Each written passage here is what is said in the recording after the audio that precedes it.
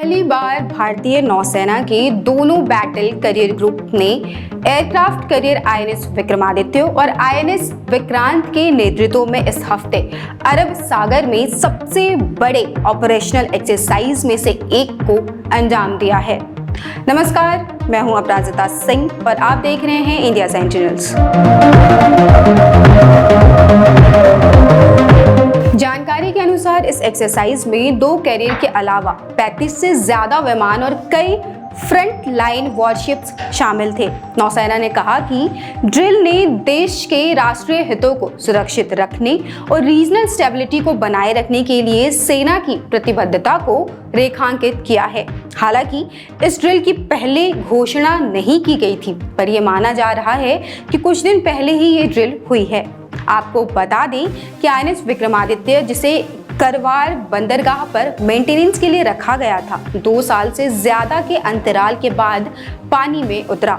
इसके साथ ही आईएनएस विक्रांत को पिछले सितंबर में बल में शामिल किया गया था और वर्तमान में इसके एविएशन कॉम्प्लेक्स के परीक्षण पर काम चल रहा है। अपनी दुर्जेई समुद्री क्षमताओं का प्रदर्शन करते हुए नौसेना ने कहा कि उसने सभी प्लेटफॉर्मों को शामिल करते हुए अच्छी तरह से समन्वित तरीके से अभ्यास किया। नौसेना के PRO कमांडर विवेक मदवाल ने कहा, नौसेना कौशल का ये प्रदर्शन अपने राष्ट्रीय हितों की रक्षा करने, क्षेत्रीय स्थिरता बनाए रखने और समुद्री क्षेत्र में कोऑपरेटिव पार्टनरशिप को बढ़ावा देने की भारत की प्रतिबद्धता को रेखांकित करता है। उन्होंने ये भी कहा कि ऑपरेशन हिंद महासागर क्षेत्र और उससे आगे समुद्री सुरक्षा और पावर प्रोजेक्शंस को बढ़ाने के लिए नौसेना की खोज में एक महत्वपूर्ण मील का पत्थर भी है। CDR मधवाल ने कहा, अभ्यास में 2 विमान वाहक आईएनएस विक्रमादित्य और स्वदेश निर्मित आईएनएस विक्रांत के साथ साथ जहाजों, पनडुब्बियों और विमानों के विविध बेड़े का सीमलेस इंटीग्रेशन शामिल है, जो समुद्री क्षेत्र में भारत की तकनीकी विशेषज्ञता को प्रदर्शित करता है।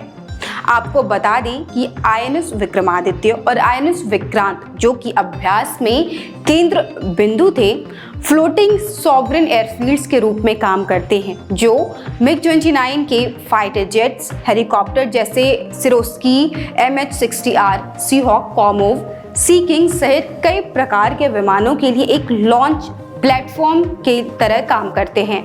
इन मोबाइल ठिकानों को कहीं भी तैनात किया जा सकता है, जिससे मिशन के फ्लेक्सिबिलिटी में वृद्धि होती है, उभरते खतरों की सही समय पर प्रतिक्रिया और दुनिया भर में हमारे राष्ट्रीय हितों की रक्षा के लिए एयर ऑपरेशंस में आसानी होती है।